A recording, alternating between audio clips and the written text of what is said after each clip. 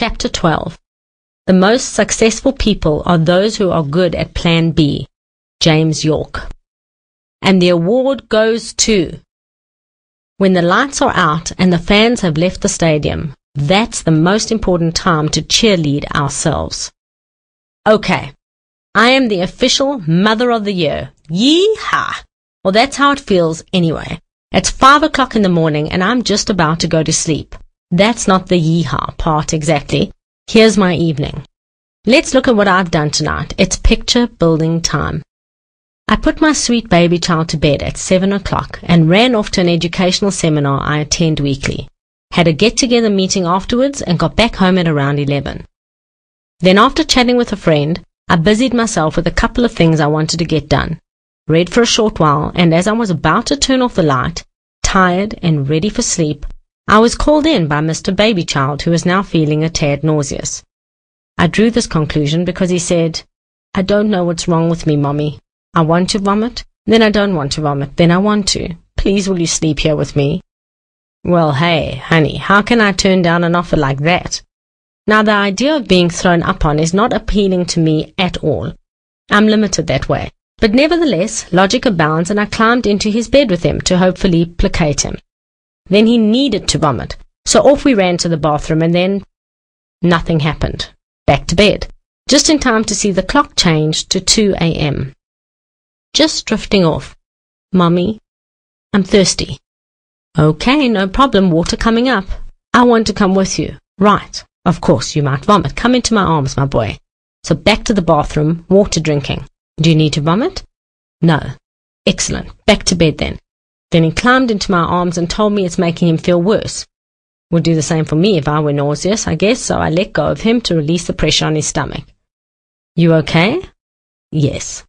"Great, can we sleep now?" "Okay." "Just sleep." "Mommy? Can I have some more water, please?" "You're still thirsty? Okay, this time you wait right here, I'll be back.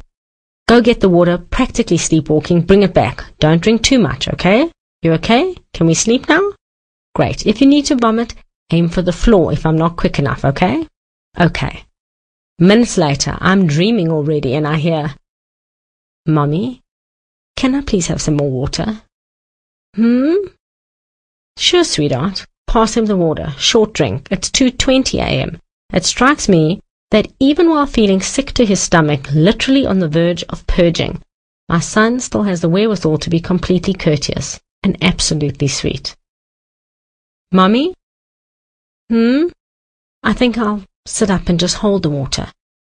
Instant picture forms in my weary mind. He falls asleep and I'm awakened by cold, trickling water down my back. Wonderful image. I'm instantly in solution mode. Nope.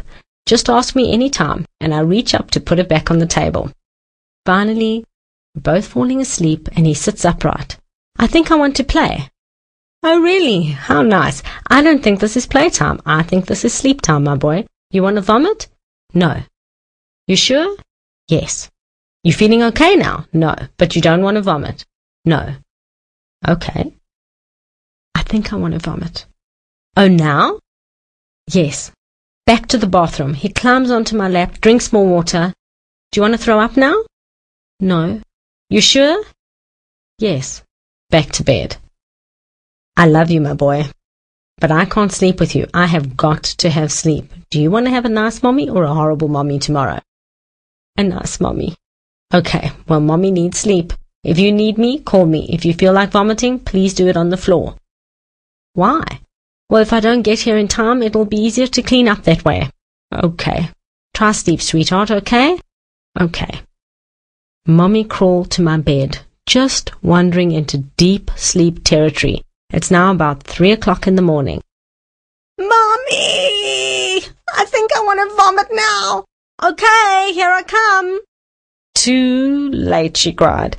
As I reached the room, he was already into it, sitting up on his bed, vomiting into his lap with this tragic look on his face.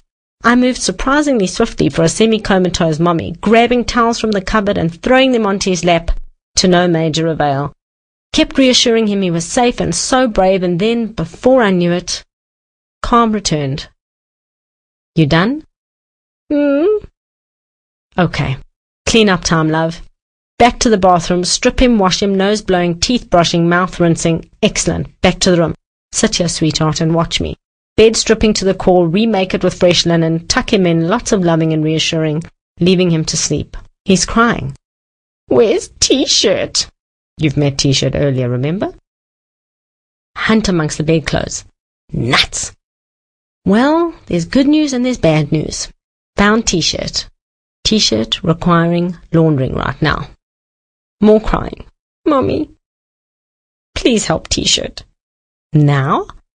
Yes, I can't sleep without T-shirt. Right. Why not? It's only 3:30 a.m. now. I have nothing better to do than help T-shirt. I'll be right back. Please wash T-shirt and put him in the dryer and bring him back to me. No problem, honey. I have nothing else to do. I want to help T-shirt for you. So, off to the laundry room at the back of the kitchen, bedclothes in tow, and of course, T-shirt. And I'm cleaning, and I'm cleaning, and I'm cleaning, and I hear sobbing. Drop everything, run back to him. What's wrong, sweetheart? I can't breathe. My nose is blocked. Ah, congested. Excellent. Let's clear you up. Clear up process follows. Remedies, saline drops again and again, and he's breathing again. Brilliant. Lots of loving, tickling his forehead. He's asleep. I'm back to the laundry room. 4 a.m. Lovely. Mission rescue T-shirt continues. Lots of scrubbing and washing follows, and T-shirt is in the dryer. I look around and figure, hey, you're up anyway. Get this over with. Right. Clean and clean and clean. Lots of scrubbing and clean and scrubbing and washing and more cleaning and hanging on the line. Are those birds chirping? More hanging, more in the dryer. T-shirt almost saved. All the while, don't throw up, Bev. Hang in there. You're a great mommy. You're doing fine. You can do this. Here you are, 4:30 a.m. on your own, handling this with a full heart. You're practically the mother of the year. I am my own best cheerleader. Then suddenly, it's all done, and I realize, hey, I'm hungry. How is that possible amongst all of this? Right then, food, not junk, a mini meal. Check the fridge, one last hard-boiled egg left. I take the egg over the waste bin and start to take off the shell. Unfortunately, my hands are so cold from all the washing that I can barely manipulate the shell. All the while I'm thinking, I can't wait to eat this egg. To my dismay, as I'm cleaning off the remnants of the shell, my cold, inflexible fingers fumble with the smooth, soft white egg, and it tumbles from my hand into the garbage. Utter disbelief fills my face. I imagine if there were any spectators, they may have commented that was the case. I'm dumbstruck, looking into the garbage at my only egg, and I just think, and burst out laughing. It was a moment of reckoning and the best I could offer at 4:45 in the morning. The bottom line is the real truth. I do feel like the mother of the year. I remember someone once asked me, when did you really know you were a mother and felt proud of it and loved it? I can honestly say this experience was it. Throughout the process, I kept feeling, this is it. This is what I'm supposed to be doing right this moment. Nothing could feel more in sync or liberating. This is what I was about, being there for him when he needed me, through the real stuff, with a smile on my face, loving him through it. It was about being in the priority of the moment by choice and making sure he knew he was the priority of the moment too, not my sleep, even though that was high on the agenda of my to-do list for the evening. I think that he knows he is a huge priority for me and that I love him being a priority for me. I've never resented cleaning up after him or helping him when he's ill, regardless of how it fits into my life or sleeping schedule. He has the freedom to be a sick little boy when he needs to be, no matter what time of the day or night it is, and not feel like he's imposing on me. I wanted him. I was ready to be his mother. Far be it for me to put my inconvenience onto him. That's parenthood. Most times it just doesn't work by schedules. The best feeling for me again and again is a feeling of pride and excitement, exhilaration. The feeling is one of, I'm his mom and he was sick, and I'll clean it up, no problem. Still haven't figured out how I became hungry through all of that. That's beyond me. We'll have to check that one out in therapy one day. Possibly it's because it was near the end of the process and a good half an hour into the washing and scrubbing, and I built up a working appetite. Well, that's my story and I'm sticking to it. After I lost my egg, I washed my hands in warm water, then creamed them and they felt soft again. I went into his room, laid T-shirt in his arms and sat gently and quietly next to him, stroked his hair and thought back on the evening. He was peaceful and sleeping, and I recalled telling him earlier how happy I was his anguish had ended with that vomit so he could rest and sleep. He had looked up at me and said, "Mommy, please go help T-shirt to come back to me and clean everything up." I had said, "No problem, baby." And that's exactly what it was and exactly what I did. What a great way to start the day, with that feeling of being the mommy you're supposed to be, a textbook mommy.